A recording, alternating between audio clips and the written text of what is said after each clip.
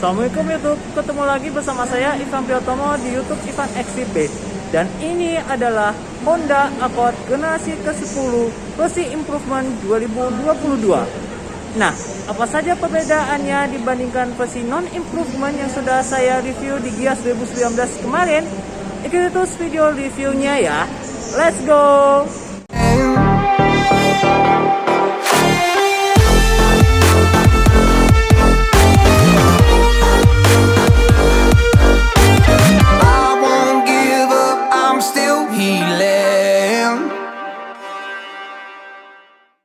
Oke, diawali dengan harga.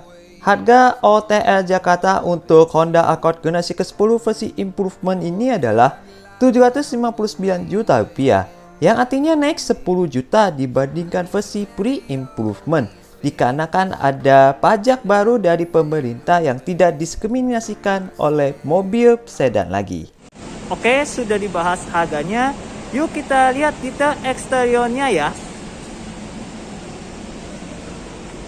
Untuk headlamp, dia sudah memakai kristal multi-efektor LED, baik untuk low beam dan high beam dengan LED DL dengan bentuk huruf L di bawahnya dan lampu sen LED di atasnya. Di bawahnya ada lampu kabut depan, proyektor LED 5 buah dengan aksen piano black di sekelilingnya. Ada corner sensor 4 titik. Di grill depan ada aksen dark chrome yang nyambung dari ujung ke ujung headlamp. Nah, di grill radiator ada sensor radar untuk fitur keamanan aktif yang dinamain Honda Sensing. Kelihatan kan Honda Sensingnya? Nggak fokus lagi. Nah, itu dia sensor radar untuk fitur keamanan aktif yang dinamain Honda Sensing. Selain menggunakan kamera stereo yang berada di belakang kaca windshield depan situ. Nah, kalau teman-teman mau mendengarkan fitur Honda Sensing apa saja yang ditawarkan di Honda Accord generasi ke-10 versi improvement ini, silakan tonton video review dari Honda CR-V Turbo Prestige yang facelift, yang linknya sudah saya taruh di pojok kanan atas ya. Untuk velg, dia pakai ukuran 18 inci warna gunmetal dengan profil ban 235/45 L18. Nah, bannya itu memakai Michelin ya. Ban depan pakai cakram dengan suspensi depan McPherson Strat. Kaca spion warna body dengan lampu sein LED.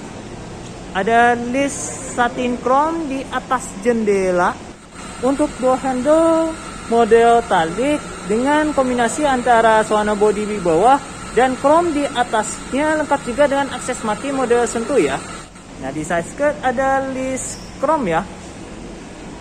Untuk rem belakang cakram juga ya dengan suspensi belakang multi-link.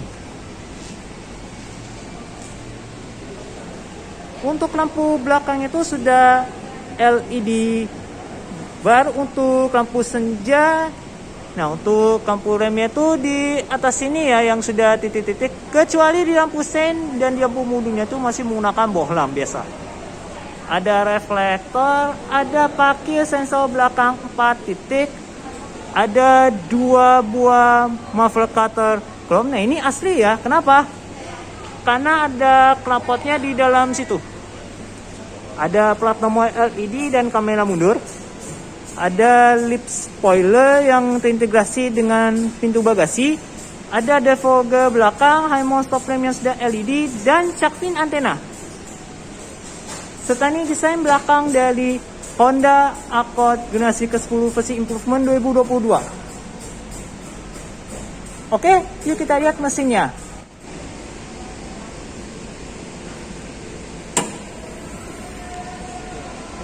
Untuk mesin, dia pakai 1500 cc 4 silinder turbo dengan teknologi VTEC turbo ya. Nah, mesin ini dapat menyumbangkan tenaga sebesar 190 dk dan torsi 260 Nm. Nah, mesin ini sama persis yang digunakan oleh Honda CR-V Turbo. Bagusnya mesin sudah dicat ya. Nah, itu mode ABS-nya di sebelah kiri situ. Untuk kap mesin bagusnya sudah dicat plus ada peredam dan sudah ditahan sama hidrolik di kedua sisi.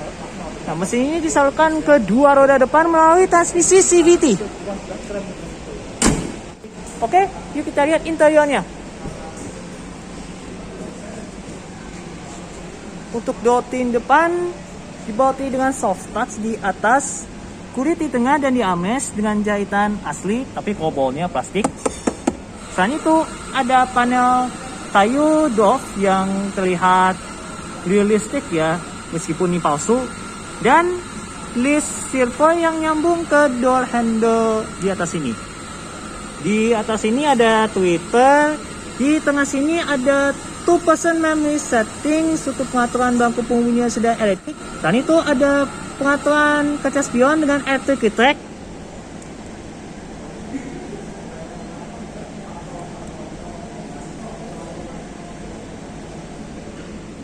Dan auto folding tentunya. Ada pengunci pintu, kunci jendela, dan pengaturan power window yang sudah all auto. Nah, ini baru ya untuk versi improvement 2022. Di bawahnya ada speaker dengan link silver, tombol untuk membuka pintu bagasi, tempat foto, door pocket, sama lampu di pintu yang sudah LED. Transmisi CVT 2 pedal dengan footrest. Di bawah sini ada tuas untuk membuka kap mesin, ada laci penyimpanan tertutup, ada pengaturan dimmer, ada tombol untuk gonta-ganti odometer dan trip meter, ada dummy tombol termasuk di tombol sini, ada stability control, sensor parkir yang bisa dimatikan di sini, dan ada tombol untuk mengaktifkan fitur keamanan aktif yang dinamain Honda Sensing. Ada push button ignition, kisi AC dengan list silver ya. Untuk bahan dashboard soft touch. Oke, kita masuk ke dalam. Untuk instrumen cluster, dia sudah pakai layar Hafu TFT berukuran 8 inci termasuk di tachometernya, kecuali di speedometer di sebelah kanan sini yang masih menggunakan analog. Nah, untuk ngotor layar MID-nya dengan menggunakan scroller wheel, tombol back, sama tombol home-nya di sebelah kiri kemudi setir ya. Ini sekarang nunjukin tachometer. Nah, ini dia. Ada informasi konsumsi BBM, ada rata-rata konsumsi BBM. Nah, ini dia, sama sisa jarak tempuh, ada konsumsi BBM secara real time. Ada kecepatan rata-rata, waktu berkendara, dan segala macamnya. Ada audio yang bisa ditampilkan. Ada telepon. Ada informasi dari adaptive cruise controlnya. Ada driver attention level. Ada maintenance untuk ganti oli dan segala macamnya. Ada safety supportnya. Ada road to posture mitigation dan collision mitigation braking system. Dan ada warning dari mobilnya.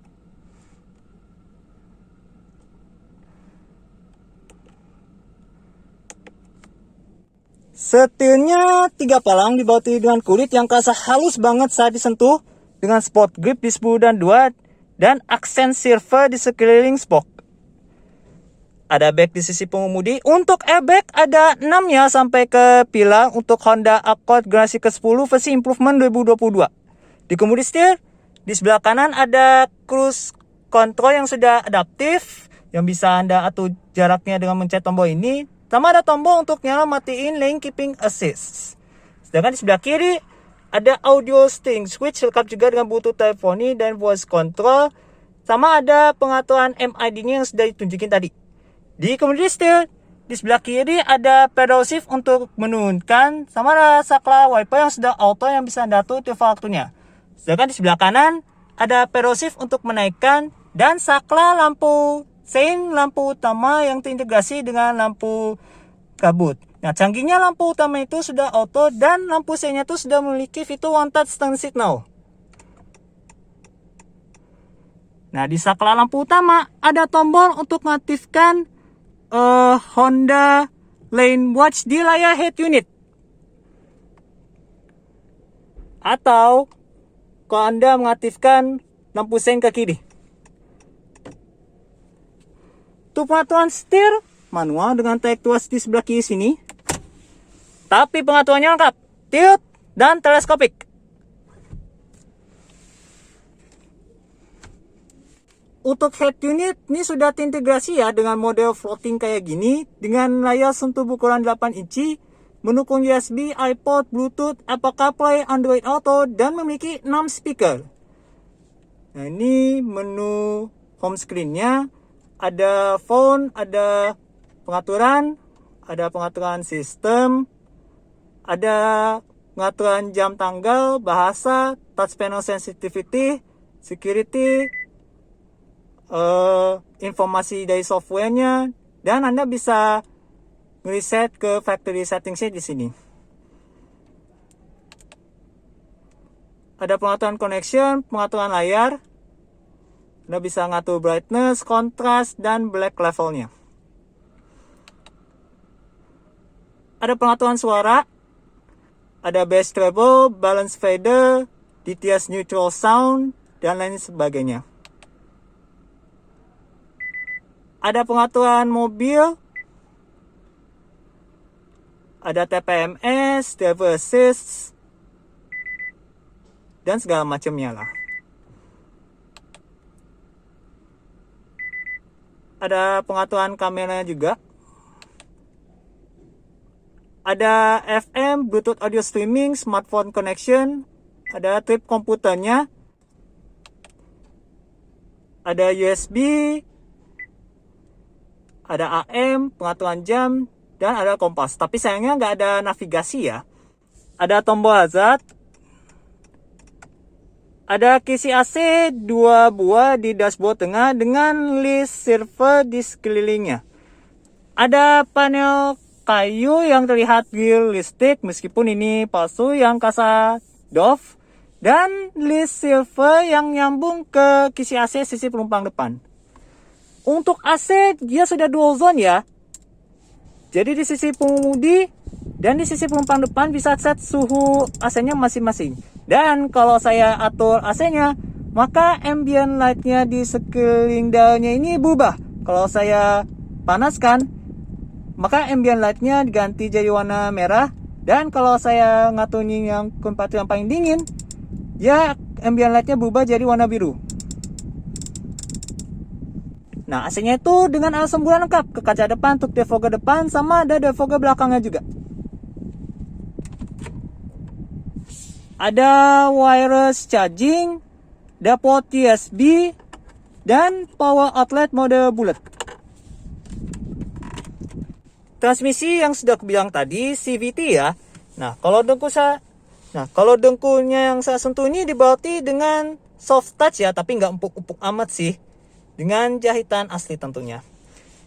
Ada 2 cup holder, ada mode berkendaranya, ada aircon untuk hemat bensin, sama ada mode sportnya. Nah, ini sekarang nggak ada di mode sportnya untuk memperlihatkan boost gauge-nya ya. Kalau mode sportnya dinonaktifkan, maka boost gauge-nya akan hilang. Nah, itu dia. Ada electronic parking brake dengan fitur brake hold. Untuk armrest dia pakai bahan soft touch ya, tapi nggak empuk-empuk amat sih dengan jahitan asli tentunya. Nah, armrestnya ini sangat panjang, jadi Anda bisa mengistirahatkan lengan Anda sambil mengemudi. Nice. Nah, armrestnya bisa diangkat. Untuk mengakses ke konsol tengah 2 level. Ada di level atas untuk naruh uang recehan yang bisa Anda lepas. Dan level yang paling bawah yang sangat besar dengan bahan karet di dasarnya. Nah, di dalam konsol tengah ada port USB lagi.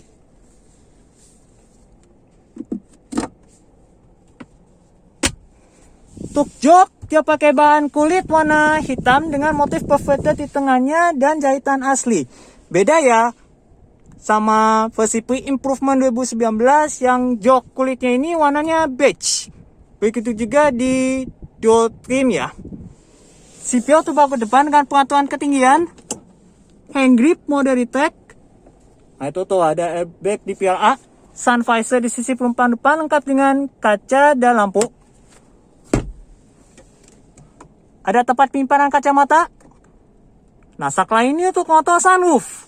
Nah sunroofnya berada di atas ini. Nah by the way ini sunroofnya ini baru yang untuk versi improvement 2022. Nah sunroofnya bisa dibuka kayak gini.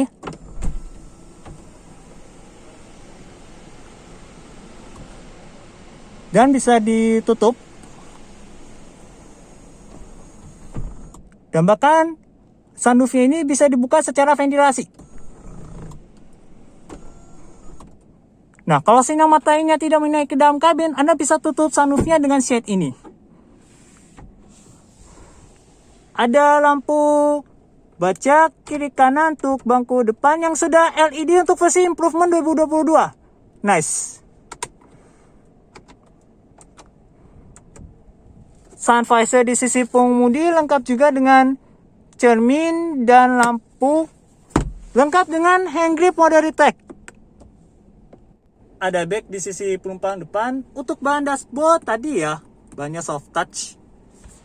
Untuk glove box sudah adanya soft opening dan ada backlightnya. Nah glove boxnya ini gede loh untuk Honda Accord ini. Serta ini layout dari door trim bagian depannya. Tuh. Oke, yuk kita beralih ke bangku belakang. Untuk pengaturan bangku pengemudinya yang sudah aku bilang tadi elektrik dengan lumbar support 4 arah dan 2 person memory setting tadi. Ada bag di kiri kanan bangku depan ya.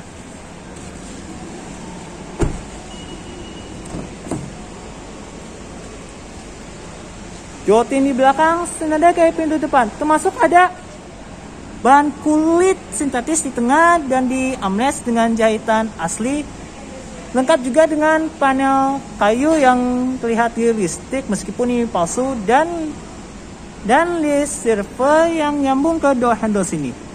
Di bangku belakang kedapatan sunshade ya di bagian samping sini, tapi sayangnya gak ada sunshade di kaca belakang. Ada pengaturan power window yang sejajar armrest di tengah sini. Dan di bawahnya ada tempat botol, door pocket sama lampu di pintu. Duduk di bangku belakang, saya akan tutup pintu belakangnya dulu biar nggak bisik. Oke, saya tingginya 167 cm. Untuk ruang kaki, lega banget dan bahkan lebih lega dibandingkan Toyota Camry. Untuk ruang kepalanya, lumayan lah. Untuk ruang gerak-gerakin kaki di bawah jok puminya ini lega banget dan paha saya ini tersanggah dengan sangat baik. Ada tempat penyimpanan pocket di belakang bangku depan di kedua sisi. Di sebelah kanan jok penumpang depan ada saklar untuk reclining dan sliding. Kalau mau menambah ruang kaki lagi untuk penumpang belakang sebelah kiri ya, especially untuk Pak Bos. Ada ventilasi AC untuk bangku belakang yang bisa dibuka tutup. Dan di bawahnya ada 2 port USB untuk charging. Jadi Anda tidak perlu lagi berantem sama penumpang lain untuk ngecas gadget Anda. Penggak depan, tapi ada tonjonnya yang lumayan tinggi. Serta ini layout dashboardnya dari pandangan belakang. Perbedaan dari Honda Accord generasi ke-10 versi improvement dibandingkan versi non-improvement adalah warna interiornya full black kecuali di bagian plafon, keempat jendelanya sudah all auto, sudah ada sunroof, dan lampu kabin yang sudah LED. Selain itu, sama persis. Nah, tadi nih ada lampu kabin untuk bangku belakang di kedua sisi yang sudah LED. Hand grip untuk bangku belakang model retake, baik di sisi kiri maupun di sisi kanan sini. Tapi di sisi kanan ini kedapatan kait. Ada bag di pilar chest itu. CPO tuh bangku belakang sudah ketutup cover ya, penempatannya di belakang situ. Headrest adjustable dua-duanya aja ya, kiri kanan. Kalau di bangku tengahnya itu fix ya. Ada armrest untuk bangku belakang. dengan kombinasi 2 cup holder, dan Anda bisa mengakses ke bagasinya dari sini. Di bangku belakang sudah kedapatan ISOFIX. Nah, di belakangnya ada top tether dari ISOFIX dan speaker.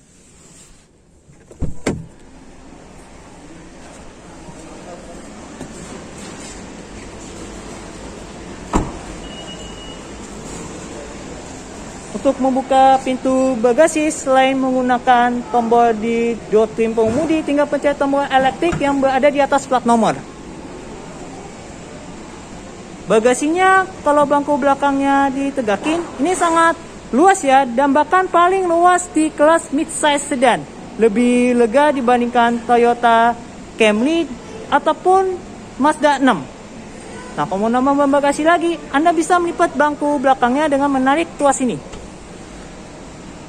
Nah, di bawah lantai bagasi sini ada toolkit dan dongkrak, tapi sayangnya ini lagi dikeluarin. Dan di bawahnya lagi ada ban serep, modenya temporary ya. Untuk tangkai dan tutup bagasinya itu bagusnya sudah ketutup koval ya.